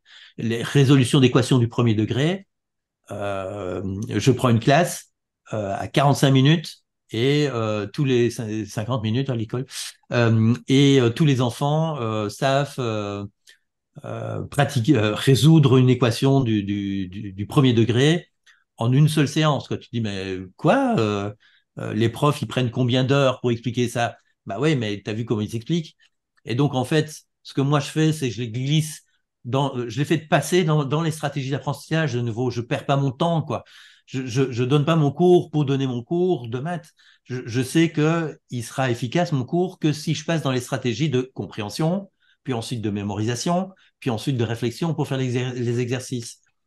Bah, tu prends une formule de maths que tu écris au tableau, tu les amènes à la comprendre, bah, ça y est, c'est bon. Maintenant, tu les glisses, tu les pousses pour qu'ils mémorisent. Ben voilà, ils l'ont retenu. Maintenant, on va faire des exercices pour les faire réfléchir, pour adapter la formule à chaque exercice qui est chaque fois un peu différent. Et voilà, et ça prend un temps ridicule et avec une efficacité totale. C'est-à-dire que le dernier de la classe sait faire. Moi, c'est mon objectif. Hein. Quand je rentre dans une classe, j'ai eu des fois des enseignants qui me disaient « Ouais, c'est génial ce que tu as fait, c'est super, ils ont presque tous compris. » Oui, c'est ça, tu as presque tous, presque. Il y en a 2 qui n'ont pas compris, donc pour moi, j'ai pas fini. Il faut améliorer, il faut trouver un truc pour que… voilà, il faut que le dernier de la classe doit piger, quoi. Et si on fait ça avec toute une classe constamment, ben si tous les enfants, à la fin de chaque cours de maths, ont pigé, savent le faire, ben alors ils savent monter les différentes marches de cet escalier qui est particulier et qui fait peur à tout le monde, mais qui est con comme la lune, quoi. Enfin, c'est simple, il suffit de faire passer les gens dans les bonnes opérations. Vous avez des enfants, quand vous avez des 3/4 de la classe qui sont dans du dialogue interne face à l'explication du prof, ben voilà, vous avez 3/4 des enfants qui n'ont pas pigé. Faut pas rêver à l'interro, hein, ça va pas faire des miracles. Hein. Et alors, au lieu de dire j'ai pas fait la bonne opération et j'ai tout raté, eux ils vont dire je suis con, je suis pas matheux. Ben, c'est de la blague. Absolument. Absolument. Chouette programme, hein, les maths à l'horizon. Ouais. Mais Merci beaucoup, Alain. Beaucoup de choses, beaucoup d'informations. Je pense qu'on va faire beaucoup de bruit autour de tout ça, je pense.